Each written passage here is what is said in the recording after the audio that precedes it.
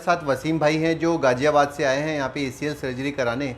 तो इनका एक्सपीरियंस मैं आपसे शेयर करना चाहूँगा कि ये कैसे हम तक पहुँचे, कैसे इनको एसीएल की चोट लगी और कैसे इनका ऑपरेशन थिएटर का जो एक्सपीरियंस था वो कैसे रहा।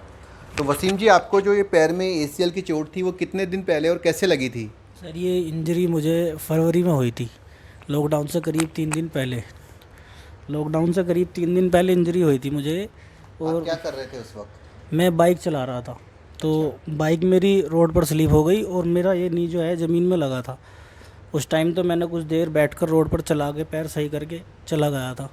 उसके बाद एक लोकल डॉक्टर है वहाँ पर गया, उन्होंने मुझे कोई इंजेक्शन वगैरह दिए। और उन्होंने आपके घुटने से कोई ब्लड व्लड भी निकाला था क्या? नहीं सर, कुछ नहीं निकाला, सिर्फ एक नॉर्मल सी ट्यूब लगाकर पट्टी कराकर, वो गर्म पट्टी होती है वो लगाकर ये बोल दिया शायद मांस फट गया है, लेट के आराम करो हो जाओगे सही। फिर करीब 1-2 हफ्ते बाद मैं खड़ा होकर चला सही। अचानक से एक वो थी, क्या कहते हैं, नाली, पानी पड़ा हुआ था कीचड़, मैंने उस पर से जंप किया तो मैं फिर से गिर गया और उठा नहीं गया मुझसे। एसीएल की चोट के बाद जो बैलेंस, काफ़ी सारे लोग क्या है खुद खड़े होकर चलने फिरने लग जाते हैं और थोड़ा बहुत घूम भी सकते हैं, लेकिन जैसे इनके साथ हुआ, वसीम के साथ, कि कोई नाली आई या कोई ऊंची नीची सरफेस आई या सड़क आई तो अचानक से आपका पैर घूम जाता है और फिर दोबारा दर्द शुरू होने लग जाता है।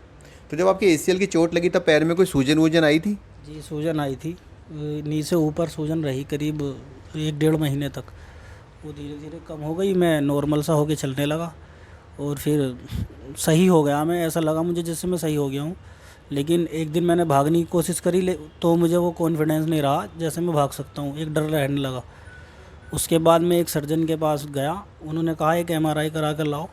तो मैंने एमआरआई करा कर उन्हें दिखाई तो उन्होंने कहा कि आपकी एसीएल टीयर हो गया है, कंप्लीट टीयर हो गया है।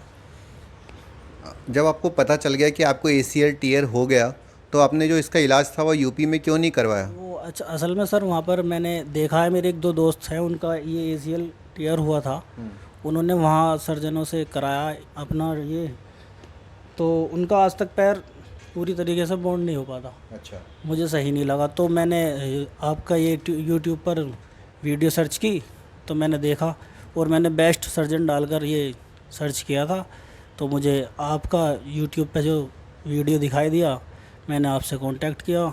तो आपने मुझे कुछ पेशेंट के नंबर भी दिए जो गाज़ियाबाद से आए हुए थे, मैंने उनसे मुलाकात करी, बात करी, उन्होंने कहा, दिखाया भी अपने आप को कि हम बिल्कुल सही हैं। तो मैंने आपके पास आना बेहतर समझा। आप यहाँ पे जब आए तो आपका, काफ़ी सारे लोग ऑपरेशन के बारे में डरे हुए रहते हैं कि ऑपरेशन में बहुत दर्द होता है, दिक्कत आती है, तो आपका ऑपरेशन थिएटर का एक्सपीरियंस कैसा रहा? नहीं, मुझे तो कुछ पता ही नहीं चला, ना कोई दर्द हुआ, ना कुछ पता चला। अब आपको बल्कि सारी एक्सरसाइज सिखा दी गई है, वो आप सीख गए एक्सरसाइज? जी बिल्कुल सिखा दी गई हैं। देखिए, वसीम के एक्सपीरियंस से हमें कई बातें सीखने को मिलती है। एक तो वसीम की जो इंजरी थी वो मार्च में हुई, तो इन्होंने अननेसेसरी इसको डिले नहीं किया और जैसे ही लॉकडाउन खुला यूट्यूब पे रिसर्च करके और इन्होंने अच्छे डॉक्टर का चुनाव करके ये यहाँ पर आ गए। काफ़ी सारे लोग ऐसे में क्या करते हैं कि इस आलस में रह जाते हैं कि हम इतनी दूर क्या जाएंगे, पास में ही कोई डॉक्टर ढूंढ लेते हैं या आसपास ही किसी से भी करा लेते हैं, ऐसे क्या हो गया। तो जो इस तरह की कैजुअल सोच होती है दोस्तों, वो आपको नुकसान पहुंचा सकती है, क्योंकि एसीएल एक ऐसी सर्जरी है जिसमें बहुत ही हाई क्वालिटी की मशीनों की, बहुत ही अच्छे एक्सपीरियंस की और बहुत ही प्रॉपर टेक्निक की ज़रूरत होती है। जल्दीबाजी में सिर्फ ऐसा सोच के कि जहाँ हड्डी का इलाज होता है वहीं लिगामेंट का भी इलाज हम करवा लेंगे, तो ये फ़ैसला आपको नुकसान कर सकता है। इन्होंने बहुत अच्छा किया कि यूट्यूब पे रिसर्च की और सब चीज़ों का पता किया। आप सब लोगों को भी मैं यही कहूँगा कि जिसको भी एसीएल की चोट है उनको एक्सरसाइज के बारे में, स्क्रूज़ के बारे में यूट्यूब पे डिटेल रिसर्च करनी चाहिए।